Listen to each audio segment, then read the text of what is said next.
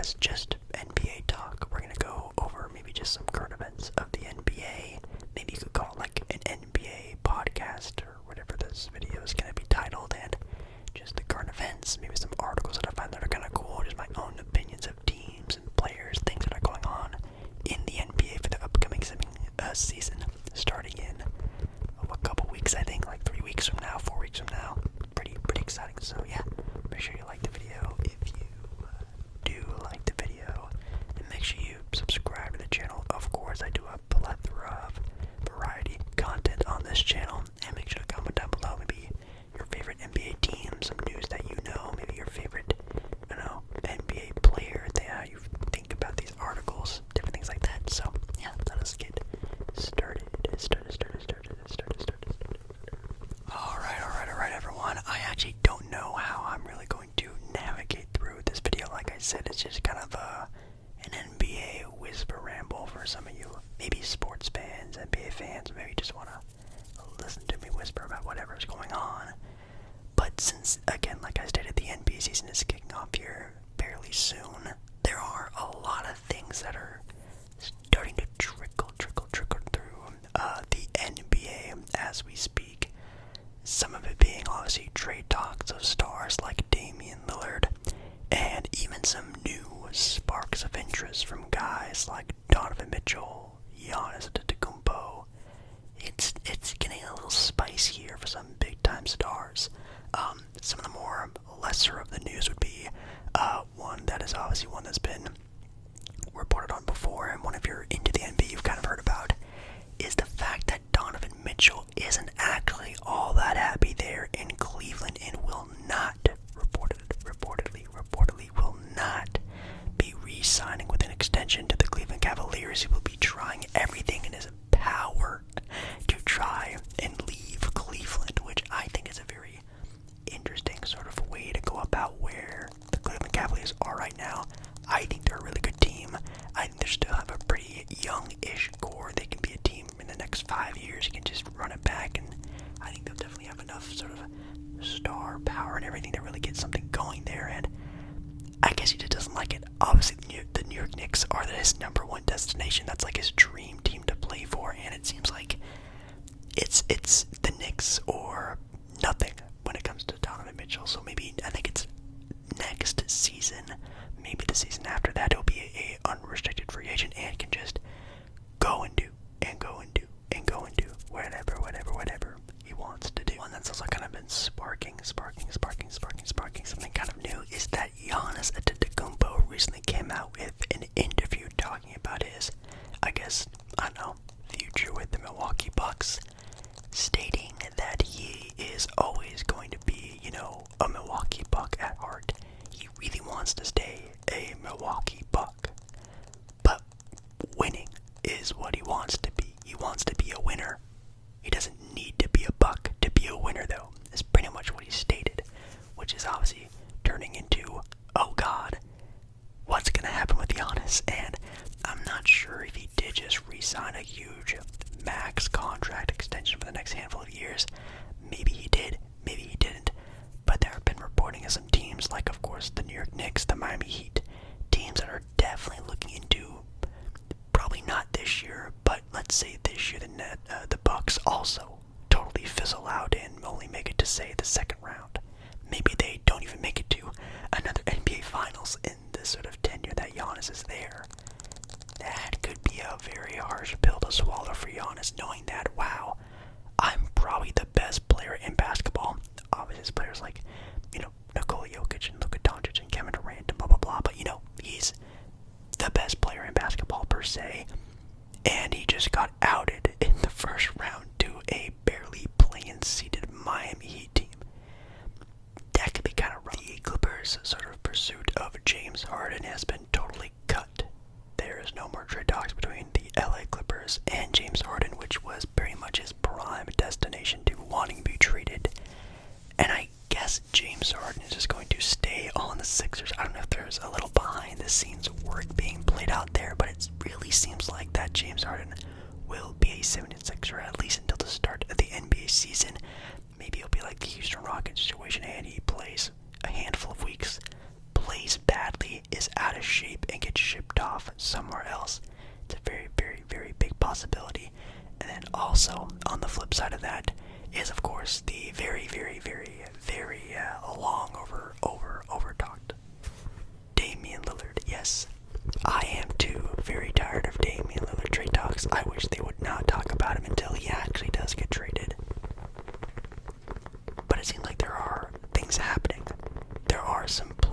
players being added to this very big spider web that's going on between the Lillard trade and the Miami Heat.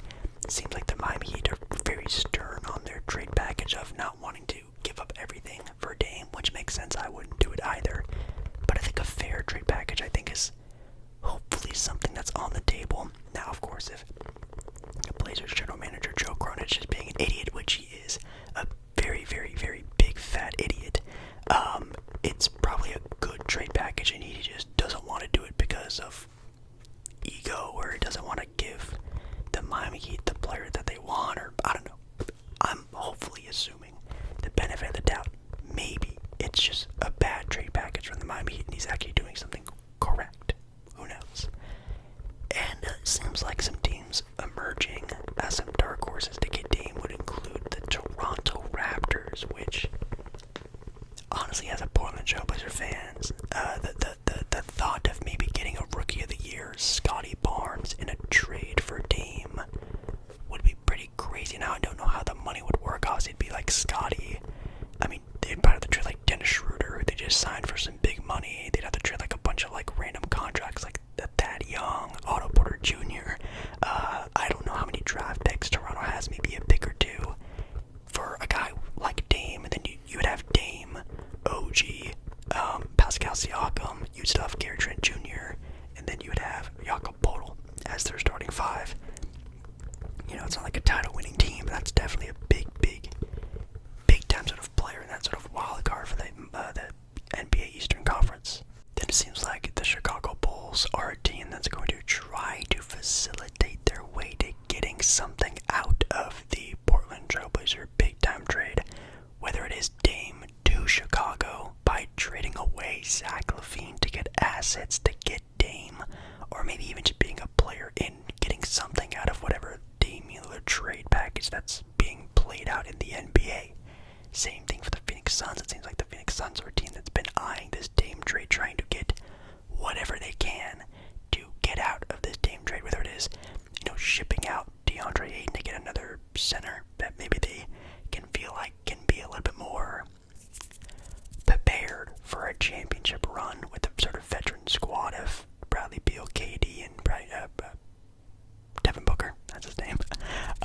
Could be it too, so make sure you look out for that, which obviously has been something that's been happening for many months already. But anyways, we're going into an article now. We have your Umbridge report, so we're going into a topic for the NBA season, and this topic is actually the most underestimated, overlooked, maybe even some possible top-tier teams that could be in next year's NBA season. It could be your favorite team. It could just be a random team that you might think is wrong, but it's not my listing, but I'm gonna be giving my own, 2 cents on it. So it'd be kind of fun. At number five, they have the Utah Jazz, who have a just a win of 35.5. So that means they think that the Utah Jazz will either win more or less than 35 games. And they're saying because of that, and obviously other reasons as well, they list the Jazz as a underrated team. Maybe. I think the Utah Jazz started out pretty fiery last season, just trying to see what they had, and obviously they had an all-star in Lauri Markkanen. Now, do I think that Lauri Markkanen is like an all-around, all-NBA type of player? Not so much. I don't think he's going to be an all-star next year, probably maybe any other year in his NBA career, but I hope he does, and if he does, this team is obviously going to be very underrated. At number 4, they have the Brooklyn Nets with a 37.5 win total, which, again, 38 wins. They also just see them as a, underrated team, which I don't think so. I think I've seen more people overrating the Nets. Some people think they're not going to lose a pep to their step. Some people still call them being a playoff team. It's insane. I think this team is going to be a 9 seed, 8 seed. They're going to be a playing team for sure. But man, oh man, I've seen some over expectations of this team, so I don't even know how to even put them in this category. At number 3, we have the Orlando Magic. The Orlando Magic. And yes, that is a team that I could see honestly being just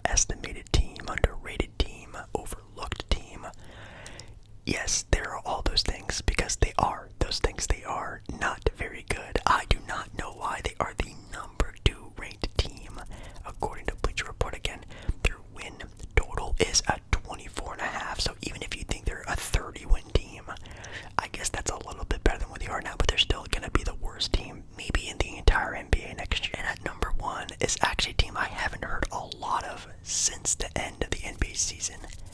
And that's the Dallas Mavericks as the number 1 overlooked, underestimated team. Which I guess, yes, because they're a team that was in the lottery. They have maybe they definitely have a top 3 player in the NBA, and Luka Doncic with Kyrie Irving. It just needs to come together on that team. With the play of Kyrie, with Luka, with the team around them, that team definitely got a lot younger. They did get better defensively, but was it enough? I don't know. A lot of question marks when it comes to this team, and boy, oh boy, if they can get over those hurdles, this team is obviously still going to be like, I don't want to call them a contender, but they can be a Western Conference contender. Obviously in the Western Conference, but more than that, probably not. But I guess I would probably call them, the most underrated team because they had the 9th or 10th pick in last year's draft and could be a pretty solidified playoff team by the end of next season. We had some big surprises there. We're talking about some of the most underrated teams in the NBA. Again, you can let me know down in the comments because obviously I want a lot of interaction on this video, just in case we do a number two of this. I can go back and show your comments on the screen so we can have a little bit of interaction. I think that could be kind of cool. I'd like to know some of your most underrated NBA teams down in the comments. But what about we do underrated players, surprising players that are going to give us that, whoa, this player figured it out finally moment. We have that, but this time it's for all the teams in the NBA, the biggest surprises of every NBA team.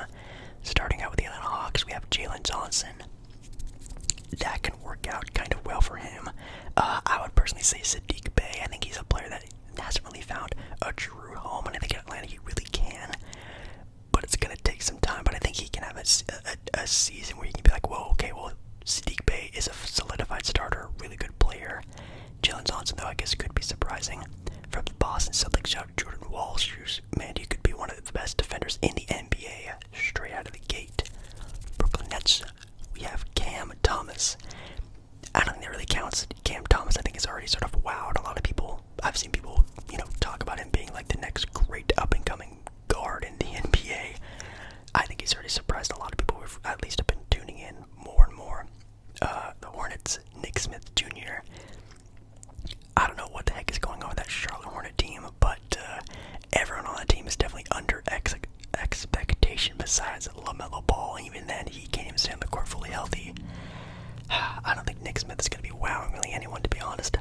Chicago Bulls, you have Ayo. Oh, my stomach was rumbling. Ayo. Sure, why not? I think he's a solid NBA player. Maybe not a wow factor. Cleveland Cavaliers, Ty Jerome. That is a very random one. I don't even really have a comment for that, to be completely honest. For the Dallas Mavericks, it's Derek Lively, which no duh, if you have not watched Derek Lively and you only looked at his stats, you think, wow, this dude is a scrub. Watch game film of Derek Lively. High IQ, high defense, athletic. He is going to grow into maybe one of the best rim running bigs in this sort of modern center era. Mark my words, he has that potential. Denver Nuggets, Peyton Watson. Who? I've actually never heard of him before, but shout out to Peyton, that's kind of fire. Detroit, James Wiseman. No doubt that player, Wiseman, he needs a wow. He needs a wow because right now he's looking like he might be out of the league after his contract is up, and I'm not joking. I think he might be. The Golden State Warriors, Jonathan Kuminga, he's been needing that sort of extra oomph from that team, especially after his trade announcement that he wants to leave Golden State. Didn't happen. He's back there. Very awkward. The Houston Rockets, you have the potential bust of Jabari Smith Jr., but I also think he's going to have a big boom this year. Maybe even win potentially the most improved player. I think he's going to have maybe a 20-point season this upcoming year. I think he's finally figured it out. Got him out of his rookie rut. Indiana Pacers, Isaiah Jackson, pretty solid player there. That's not so surprising. LA Clippers, Bones Highland, also a player that I feel like most people think is a pretty already solid bench rotation player. The Los Angeles Lakers, Jackson Hayes. Now, I was actually really surprised the Lakers got Jackson Hayes.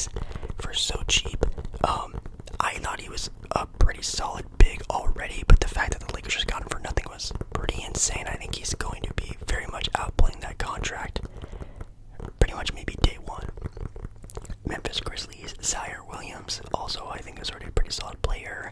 Miami Heat, Nikola Jovic, if you've been watching him, or if you watched him in his FIBA World, it's not World Cup, but FIBA basketball tournament play, he was really good on the team he played for, and he's definitely looked like he finally figured out a little bit more of an offensive game, and I think he's going to be very solid. Milwaukee Bucks, AJ Green, also a who. I'm not sure who he is, but that's pretty cool. Another surprising player, Nickeil Alexander-Walker of the Minnesota Timberwolves. Yes, he's a player who can honestly be potentially a sixth man of the year candidate coming out the bench one of these years. It's going to be a big maybe, but I could see him having that sort of high impact scoring off the bench feel. For the Pelicans, Dyson Daniels. Yes, they are number 8 pick in the 2022 NBA draft, I think is what it technically is. Yeah, defensive player. Not bad for the eye of the pass and the defensive end, but everything else is dog duty, and he needs to get a lot better at pretty much everything else besides those two things. Knicks, Miles McBride. Not too shabby of a pick there. Maybe I would even say one of their other young bigs like Jericho Sims or Quentin Grimes. Yada yada yada. They have a couple of underground, if you're not really tuned into New York basketball, pretty solid players there. Jalen Williams of the OKC Thunder. Jalen Williams. Not the other Jalen Williams. Orlando Magic, Jalen Suggs. I think he's actually a player that I think should leave. I think Suggs, Fultz, and Cole Anthony, I don't like them all being on the same team together, especially if you add in Anthony Black, who's the rookie they just also drafted, who's also like a 6'3", 6'4" point guard. I think some of them need to leave. Maybe Jalen Suggs could be that guy who leaves. He's a really solid defender, good like a team captain type of point guard. I would love him on my team, maybe even coming off the bench as well. The 76ers, you have Paul Reed, solid player. The Phoenix Suns, actually Yuta Watanabe, who is kind of like a meme player around like NBA Twitter, but I actually think he's actually pretty solid. He can kind of shoot the three, scrappy a little bit on the defensive end, really is a go-get-em 110% type of player. Could be pretty good for the Phoenix Suns, or the team that just needs any type of depth. For the Portland Trailblazers, theirs is Matisse Thybulle for a wow, underrated, underestimated player. I'm going to pass on this. I'm going to say, I probably say this every year as a Blazer fan, Nasir Little. Yes, Nasir Little or Jabari Walker. Those are my two players for Portland to really look out for. Nas, if he just has a healthy season, he could be the starting small forward for the Blazers. Like, he's that good of a player. He just can't stay consistent or healthy. And Jabari Walker has been in the lab this year. He had a famous Twitter video of him working out with Paul George over the summer. I'm excited to see Jabari Walker as well. Sacramento Kings, Sasha Vezenkov. Sasha for the Kings. Not sure who he really is. I know he's a pretty solid European player, but I haven't seen too much of him. But that'd be really cool, obviously, adding more depth to a really good team. For the Spurs, Malachi Bram, also a player I could see having a breakout year this year, but it's kind of hard when you have Kendall Johnson and Denver Vassell on your team. Toronto Raptors, Christian Koloko. Shout out to the Arizona Wildcats. Defensive-minded big. I mean, I hope he gets minutes. I hope. If he stays there, goes anywhere, he needs minutes. He needs time to develop because he could also be a very good player. Keontae George of the Utah Jazz. Good scoring guard in the NBA one day. That's pretty a no-doubt one. And for the Washington Wizards, Patrick Baldwin Jr., who I think is also a rookie, maybe a second-year guy. Nothing too crazy of him. He's already a 20-year-old worth of developing, as it says here in quotes.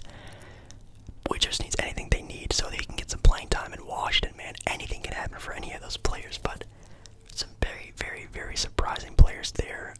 1,000%. Some good ones, some ones I didn't really care about. I think they tried to stay away from like a lot of the big-time name guys, like guys who could be most improved player, like again, like I stated already with Jabari Smith Jr., but not a bad listing of like surprised, underrated type of players who might have a breakout year this year. I think there's a couple of them that make a lot of sense, like again, like Jabari, Derek Lively, probably people you like you might